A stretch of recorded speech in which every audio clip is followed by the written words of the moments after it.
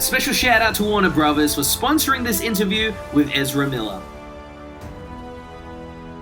First of all, bro, thank you so much for having me here, man. Dude, flew across you're the world. welcome here. Please help yourself to anything you see. If you want to grab some equipment on your way out. Oh, I might do that. Yeah, I can sure. fit it in my There's suitcase. Delicious snack. A long flight over here, but dude, it's worth it to sit next to you. And congratulations on everything that's happened in your career, man. Thank you. Really, really cool. You too. Oh, dude, you don't even know what's happened in my I career. know that you were a social influencer Oh, really? because that's what they told me. Oh, well done, guys. Thank you Yes. so much for that. Fantastic Beasts is a great addition to the Wizarding World universe. What can fans come to expect in the next installment, Crimes of Grindelwald? Awesomeness, horror, delight, humor, wonder, tragedy, crisis, depth, fascination, things like this. That's nice. Words like that. Did you pull this all out of the thesaurus? Did you? Yeah. We have. There's a dictionary down there. Yeah. The thesaurus over there. And we, then you just have to remember how to speak, which is the big challenge. Well, your character, we saw a very troubled Credence Barebone in the first movie. Yes, you'll continue to see one. Well, what are we going to see in the next installment from your character? What's your character like in his development in this next one? Yeah, well, certain things change, certain things remain the same. I mean, Credence, as a person, as we know, with a deeply troubled history, and unfortunately, what you experience in your young life is stuff you've got to work with through the rest of your life, and I think that's Credence is no exception. He has more awareness of his situation than he did in the first one. That alters things a lot. So instead of being unaware of what's going on, confused, no knowledge of who he is, or what he's capable of, or what lives inside him, now he knows, and there's the weight, the responsibility that comes with that knowledge. And it's scary, I think, because he had to sort of get rid of all of the ideas that he had about who he was or who he was supposed to be, because he discovered that all of that was rooted in falsehood. He's literally, perhaps despite his intentions, but what lives inside him has murdered his past, So now he's liberated from that past, but he's also freaked out because now he has to figure out who he is, and he has no idea. And he's sort of a ticking clock, He's got this thing inside him that's gonna kill him if he can't figure it out. And part of that has to do with his identity. So it's a messed up situation to be in, Jayden? How do you prepare for that? So, because your character sounds like you can't prepare. He's very different from the first, seeing of him compared to this movie. Sure, which is so fun, by the way. And it's the first time I've really ever gotten to do that is play a character over the course of 2 films. In between making these 2 films, I got to let Credence live his life sort of between the last frame we see of him and the first one we see in the second film. So there were times when I was traveling through Europe, and I would just travel as Credence. No way. Or I'd go to a pub as Credence.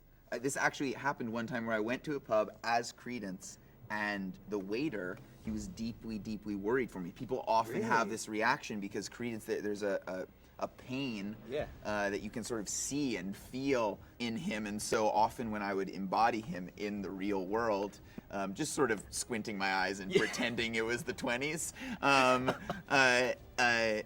people would be like, are you okay? Is there anything I can do? You know what I mean? And of course, Credence doesn't know how to really handle that.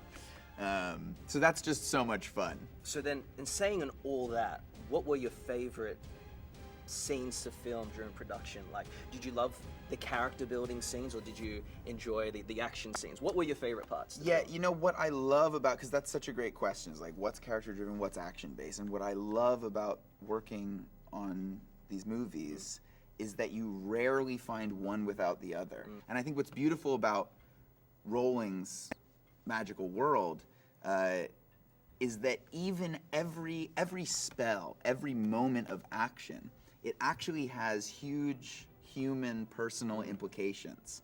The spells represent ideas, if you want to cause someone pain, if you want to make someone happy, if you want to lift someone off the ground. I mean, it's a huge movie, you know what I mean? It's huge, and the effects are incredible, and we're on these, you know, these massive set pieces, and when we get to the work, it's all very quiet and very focused, and it's, you know, it's like we're, you know, it's like we're working on a Shakespeare play or something, with the amount of attention we're paying to the details of these people's feelings and their connections. And I want to build on that in a second, but just before we do that, you're a massive fanboy.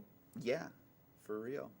And you're a part of like 2 massive pop culture franchises. Yeah, right? 2 of my favorites too. Like two of my all-time favorites. So it's feeling very good, Jayden. I'm feeling very good. Very, very delighted. Did you expect, like when you started studying acting, when you started out in your young career, was this the goal? Was this the dream? Yeah, this goal preceded the other goals. Yeah, right. You know what I mean? I just wanted to be a wizard and a superhero. Yeah, you know yeah, what yeah. I mean? And then I was like, I guess I just want to engage in performance. And then the just fantastic irony of having that bring me back around to wizard and superhero. It's affirming, you know, Jayden? Yeah. Well, it looks great. It in your says CV to as me, well. it's life saying to me, it's okay that you're a nerd, man. And I'm like, thank you, life. I appreciate that, because not everyone says that. Back in the day, it was like, you know, we used to get beat up for being a nerd, and now the cool kids want to be nerds and be a part of it. It's just, it's the way of the world. And it's so cool that you have people like yourself that are embracing it and saying, like, it's cool. I know. Yeah, the geek shall inherit the earth, I suppose. Yeah.